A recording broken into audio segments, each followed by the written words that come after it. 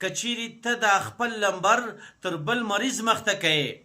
ډېر ځله دا رقم ته په معاشره کې چې کله مریضان ډېر وي، یو سړی ناوخته راسي، هغه له منشي سره سیټ ته سي، هغه ته روپۍ ورکړي، پر هغه نورو مریضانو د ده لمبر مخته کړي. نو په دې صورت کې د دغه سړي دپاره دغه روپۍ ورکول هم حرام دي او د هغه دپاره اخیستل هم حرام دي.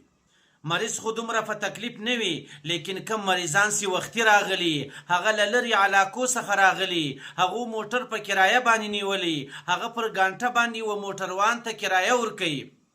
لیکن دلته دغه کس راسي، انتظار نسی کولی، ناوخته هم راغلی، هغه منشي ته 500 روپۍ ورکړي، اول واري خپل مریض له مخه کړي.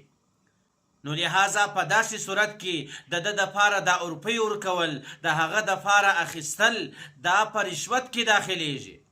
د الله رسول فرمایي پر رشوت ورکوونکي او اخیستونکي باندې د الله تعالی لعنت دی.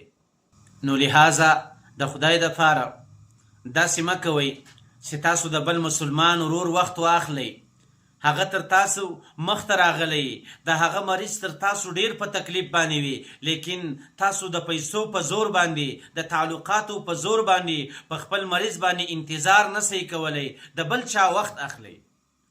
موږ تاسو باید د مسلمان او د مریض د زیریدو څخه ځان وساتو.